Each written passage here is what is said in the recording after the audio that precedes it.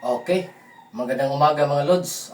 Kahapon, gumawa tayo ng ETS. Ito, nilagay ko na sa board para madaling tingnan yung wirings.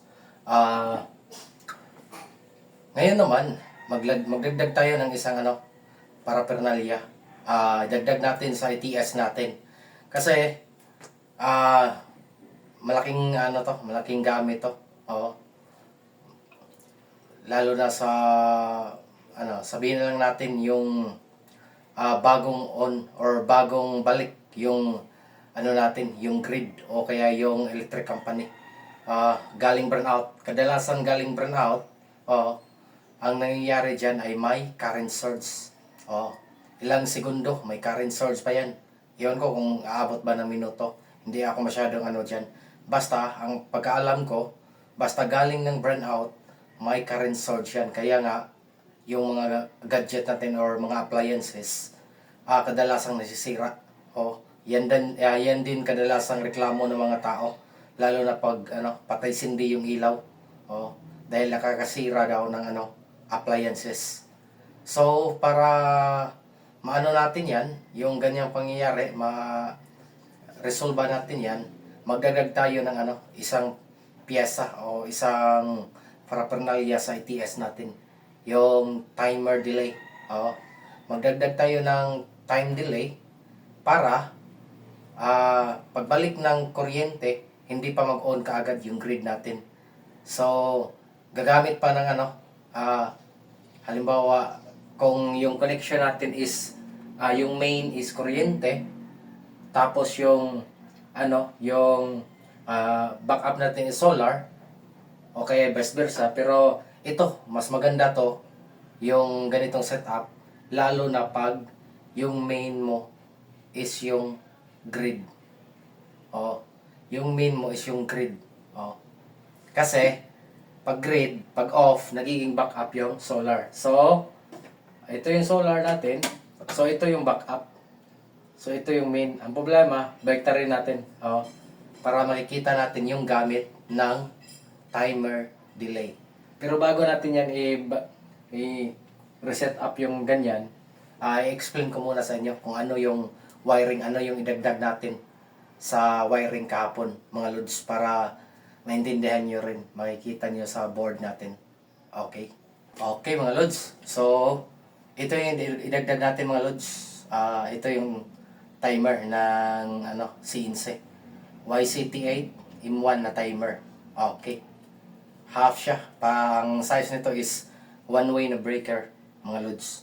So, idagdag natin dito. Yun, ito. So, mag-iiba na yung wiring natin mga lods.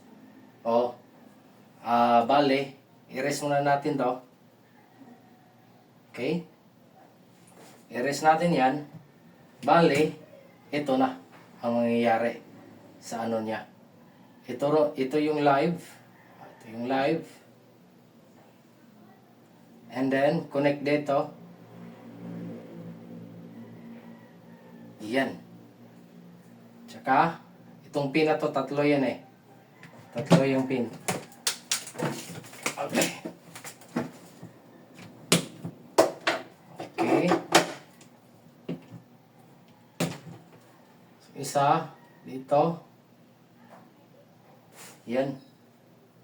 And then, connect dyan. Jumper dyan.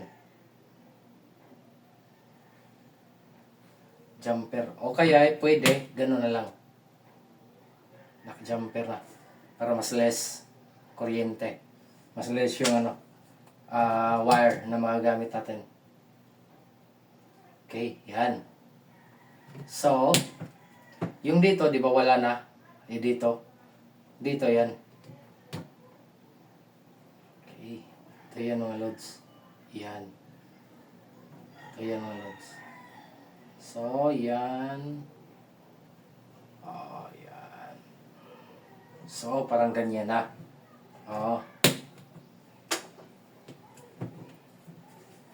Bali, mag-in. Pak. O kaya para mas maganda, ganito na lang para hindi masyadong mas madali maintindihan. Okay, ganito na lang. Ito na lang yung black. Okay, and then ito na lang yung jumper. Yan. Okay, yan mga lods. Ang wiring natin na idagdag para sa timer delay. Bale, papasok yung grid natin dyan. Yan, pagpasok dyan, mag-jumper tayo dito sa kabila. Yan, jumper natin. And then, yung out na dyan, papunta dito sa breaker natin. Yung grid breaker. Tapos, yung neutral, lagay natin dyan. Mag-jumper tayo. O, mag-jumper tayo ng kable o wire. So, ganyan mga lods, yung wiring niya. Okay. So, dito yan natin ilalagay. Okay, dyan. Para parehas sa drawing natin. Okay. Usod muna natin. Yan. And then, ayun lang kung pwede mo siguro itong ilagay. Yun. Okay. So, ganyan na. Timer, grid, at saka inverter sa solar. Okay. Solar to. Yan, papunta dito, doon. Tsaka ito, lipat natin yan dyan. Mag-jumper lang tayo. Okay, yan Lons. Na-connect na natin, Red. Nag-jumper tayo. Dyan, papunta dito. Yan. And then, yung out natin, yun, papunta dyan. And then, dito sa ito, nag-jumper tayo, papunta dyan. So, yung out ng breaker natin, so, papunta na dyan. Hindi na natin iniba. Walang iniba dito. Dito lang sa taas. Okay. Try natin yan mga loads kung gagana ba. Okay. Okay, first, saksak muna natin to. Yan. Okay. So, nag-activate na yung natin. Yan umiilaw na. Yun, naka-red na. So, hindi pa nag-ilaw yung solar natin kasi hindi pa naman natin ino-on. So, tingnan natin kung anong nakaset dyan. 10 seconds and then 50%. So, 5 seconds. 50% ng 10 seconds is 5 seconds. So, para maano natin yan, ma-full natin yung 10 seconds, gawin tayo 100% para 10 seconds talaga. Yun. Okay. And then, dito tayo sa A. A naman ata, yung pinaka-kuan. Yan. A. So, subukan natin yung A. Yun, nagbi-blink na yung red. Try natin Yun. Okay. Gumana. Okay. Okay, try natin. Hugutin natin. Okay. Para mas makita natin. Sama natin yung ilaw. Okay Yun. Okay. Ba't di nag-ilaw? Okay. Fit muna. Mga lods, kaya pala di nag-ilaw kasi maluwag dyan. Hindi ko kasi ginamitan ng plug. Okay. Sinaksak ko na lang. Okay. Yun nag-activate na. Kasi may grid. Okay, sabihin lang natin, check natin. Hindi mo natin paganahin yung solar natin. So, sabihin natin nag-burn out. Sabihin lang natin on muna. Yun. On. Tapos, nag-burn out mga lods. Puk, burn out. So, after 10 minutes, bumalik yung kuryente. Yan. Umiilaw na. Pero, hindi pa yan mag-on. Kasi, naka-time pa siya ng 10 seconds. Yun. After 10 seconds, magre-raid yan. So, ibig sabihin, bumalik na yung kuryente. Okay. Nakita nyo? 10 seconds. So, Set ko yan. Siguro mas maganda dito na lang sa 10 minutes. 10 minutes. May solar naman ako. Aabot naman ng mahigit 10 minutes yung solar. So, parang ganito lang yan, oh. Oops. Naka-on yung solar natin. Okay. Okay, on yung solar. Yan, oh. Solar natin. So, pag naka-on yung solar natin, biglang mawawala yung kuryente. Biglang nawawala. Puk! Seamless yan. Kasi, yung solar natin, may ETS na seamless. Yung ginawa natin kahapon.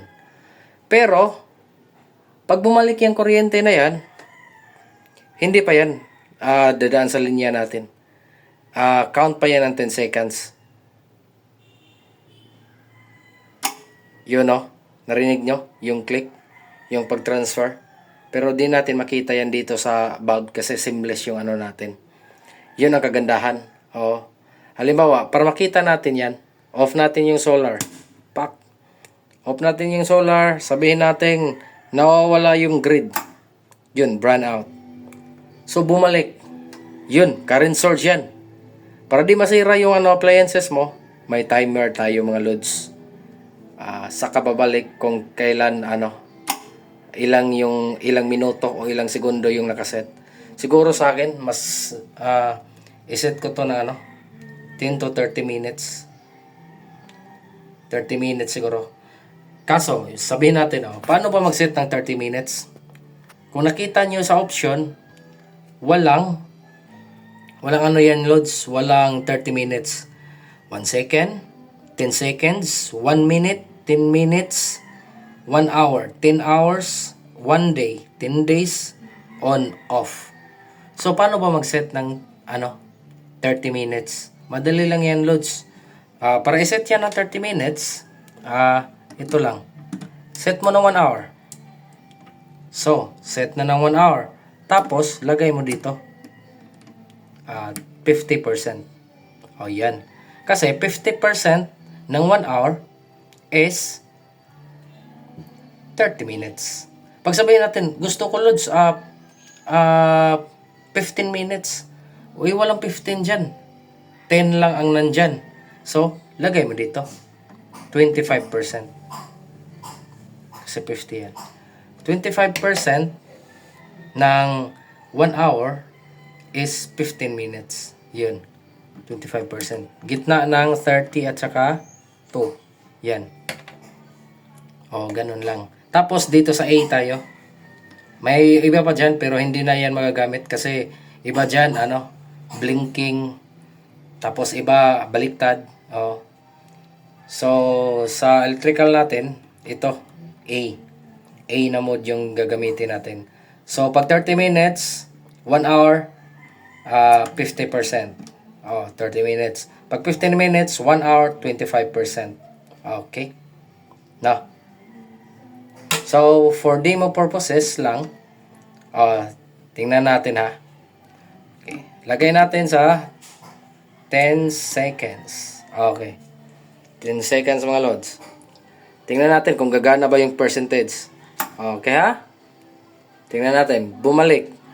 Mag-blink yan. 1, 2, 3, 4, 5, 6, 7, 8, 9, 10. Oo.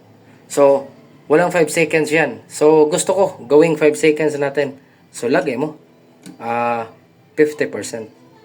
Yan o. 50%. So, subukan natin ulit. Bibili siyang blink. Okay ha? Ready? 1, 2, 2, 3, 4, 5, 6, 5. Yun pa rin. Yung blinking, hindi mababago. Per second pa rin. Pero, 5 second na lang babalik. Kasi, 50% of 10 seconds. Yun lang mga lods. Sana may natutunan kayo. At kung may mali man ako, paki-correct na lang mga lods. Yan o. Yan ang kagandahan pag may nakaano tayo. May nakalagay na timer delay mga lods. Kasi maiwasan natin yung current source. Yung mga appliances natin. Yung ganito, nasa 600 lang naman. Samantala yung mga appliances mo ang mamahal. Pag masira yan, mahal yung repair o kaya mahal yung pagpalit ng bagong appliances. Okay, yun lang mga lods. Okay, mga lods, sana may natutunan kayo doon or may nakukuha kayong informasyon paano gumawa ng timer delay. Timer delay na ilagay natin sa DIY na ATS natin. Okay mga lods, sa susunod maglagay tayo ng voltage protection mga lods. Lagyan natin ng voltage protection yung natin, yung ATS natin. Ito. Maglagay tayo ng voltage protection. Kasi yung grade natin, di lang natin napapansin kasi di naman tayo oras-oras nag-check kung ilang voltahe. Okay. So maglagay tayo ng voltage protection kasi minsan sa mga grade natin biglang tumaas yung voltahe. Umaabot ng sabihin lang natin 270, 260. Hindi na yun maganda sa mga appliances natin mga lods. Okay, minsan umaabot din yan ng low voltage. 110, 115, 110, kadalasan 110, 200, 200. Hindi 110 naglo-low voltage din yan, nagiging 200, 210. Lagyan din natin ng protection. Para pag sabihin natin nag-high voltage, lilipat agad sa solar natin. Okay, nag-low voltage, lilipat din dito sa solar natin mga lods. Okay. Yun gagawin natin sa next video natin. Abangan nyo mga lods. Huwag kalimutang mag-subscribe, comment, at saka like. Pakishare naman kung pwede mga lods. Okay, maraming salamat mga lods.